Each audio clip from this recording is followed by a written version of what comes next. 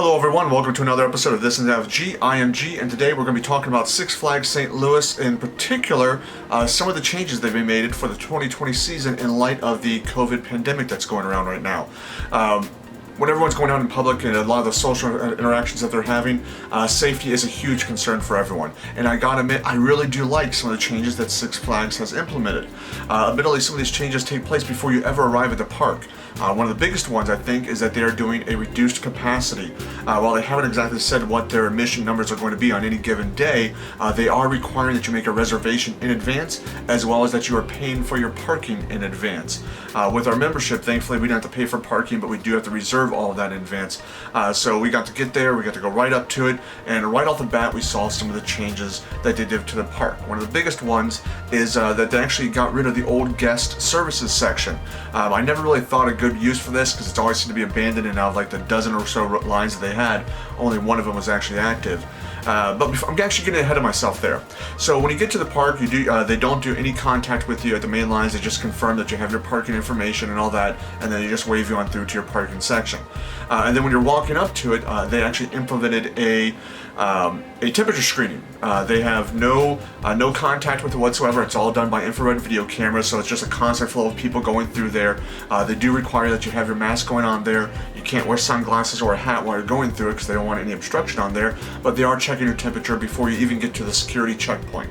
And that's where one of the next big changes came in place. And as for the security checkpoints, they are no longer doing, they used to have to do the bag checks, and they're still doing that, but they're actually doing contactless bag checks. They have some really some newfangled scanners out there that you have to go through, and it's scanning for something, like whether metal content or whatever the heck it is, but they're actually checking you before you get through there. And then you actually get to the main gate section, and this is one of the changes I really do enjoy.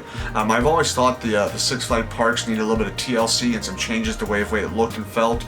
And one of the big things they did this season is they actually demolished the whole old guest services line queues. I guess this used to be years ago where you used to purchase the tickets, and then over the years it's slowly been used less and less. They've actually demolished it and actually have a whole new entrance area to Six Flags. And I should say it has a whole new feel to it. I'll put some pictures of this so you can share it along with me, and hopefully you'll enjoy those as well. Once you actually get into the park, one of the first things we noticed is, admittedly we were there on the members only event, is that the park is absolutely empty. Where it used to be, the parks weren't never overly crowded most of the time. In this particular case, it was like a ghost town. Right off the bat, we decided to go over and try one of the rides to see how they did there, and this is where things kind of started to fall apart for us, unfortunately. While Six Flags was, their staff and team members were definitely reminding everyone wear your face mask and all that, and to maintain social distancing. Once you actually got away from the staff and some of the queues, in this case it was the Batman queue, social distancing kind of went right out of the window for a lot of people. People had their masks off. Admittedly, the lines were, while there's less people there, the lines were longer because of some of the other safety practices that Six Flags has implemented, and I'll get to those shortly. As you can see, especially when you got out of sight for any of the staff members in this photo here, people just didn't care anymore. They took their masks off, it was hot, it was sweaty, little kids were getting right up on top of you. No one was really maintaining that 6 feet distance, which was a little bit disappointing because it really shows the flaw, and no matter how much you do and what effort you put into there, it's really going to come down to, are people going to actually follow and listen? In this case, unfortunately, they did not. But that actually leads us to the ride itself. What we found on any of the rides we did that day, Six Flags actually did a pretty intensive sanitation process. It was pretty straightforward. A group of riders would go on the ride, it would return, they would unload the riders, and then the staff members would actually go through and spray down and wipe down the entire ride with a quick little sanitation things like high contact areas. They were actually physically wiping down with the solution, and then they would run the ride through again. So while there was a lot less people there, the rides were effectively running at half capacity the entire time, which can definitely add to some increased wait times there. So, one ride goes through, they sanitize it, it goes through again completely empty, the air dry, and then it comes back, and then they'd actually let you load on. So I liked that. That made my wife feel very, very comfortable, made me enjoy it. It wasn't bad, and honestly, riding the rides with the mask on was not a problem at all. Additionally, too, and I forgot to mention this, so effectively it was at half capacity because they were alternating. They were also alternating rows in the rides itself. So a ride that can normally fit say 30 people is down to 15 people. So with that additional change, you go from a half capacity because they're running through twice to even less, about 25% capacity. So those wait times that typically were not bad, 15, 20 minutes, took about a half hour, 45 minutes in some cases. So that was a little sad to say, but I understand completely why they're doing it. In some cases, they took it a little too extreme. They were also doing only one party per row. So if your family was only 2 people, you took the entire row of 5 seats up, compared to where they used to cram 5, 6 people in that row and then skipped rows. So it definitely had some effects there. After we did the ride, Skittles and I wanted to wander around the park a little bit and just kind of see what things were going on in different areas. And as you can see from some of the videos here, it continued to be a ghost town wherever we went.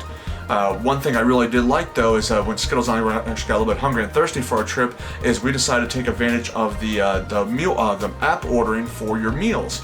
This was supposed to come out last year. It never really happened, unfortunately, but with the pandemic going on, it looks like that was a big priority for Six Flags to get out, and I gotta say, this actually went really well. Ordering in the app was pretty straightforward. There was a couple glitches into it, like one of the soda drinks my wife wanted was not available at the restaurant we went to. So she was a little disappointed in that, but that's one of the things that we get, with the changes going on, and that they seem to really rush to get the app active.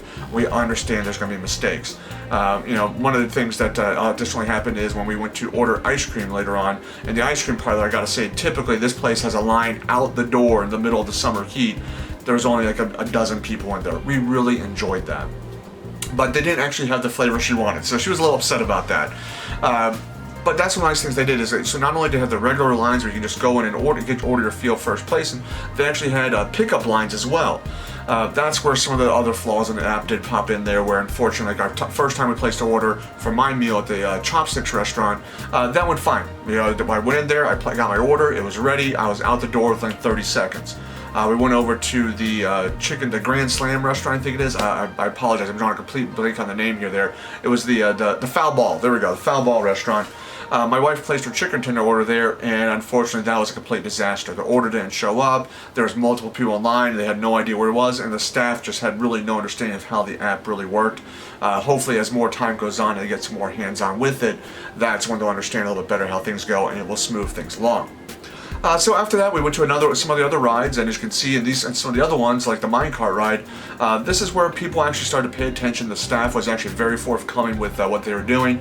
They warned you in advance there's longer wait times, and because everyone can actually see you in the queue there, compared to like the Batman ride, where for a good portion of the queue you are not actually visible to the staff. People are a lot better into social distancing. It was a little bit of struggle here and there for some people, especially the ones with the little kids that just love to get right up on you. But you expect things like that, and really, you understand, especially when the parents are getting involved and saying, hey, come get back here with our group. It went over perfectly fine. My wife was a little more comfortable here. But so it overall went pretty good. Once again, wearing the mask on the ride, no problem. They did the same sanitation, spray everything down, wipe it down, run it through, and then it comes back and they can load up the next group.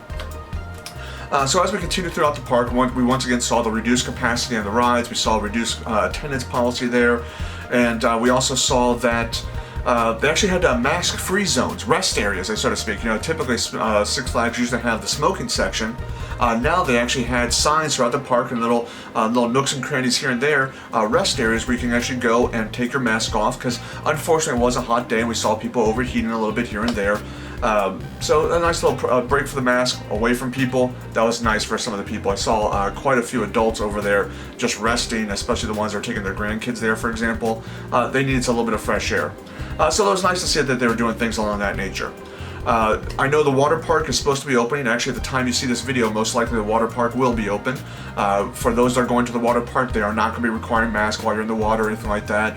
They do have different other protocols in place there. I'm not overly familiar because they were not 100% concrete when I was recording this, but hopefully you get to enjoy it.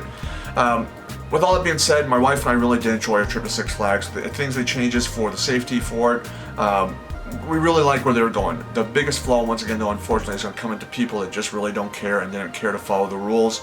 That kind of ruined the experience for my wife and I. Skittles and I talked long and hard about it, and we got a lot of value from our membership with Six Flags because we got the pass, we got the meals, and all that included with it. But the safety factor was not there for it. She just did not feel safe. And we know realistically riding the rides and all that, there's no big changes there, but when you don't feel safe going to it, that's a little bit of a concern.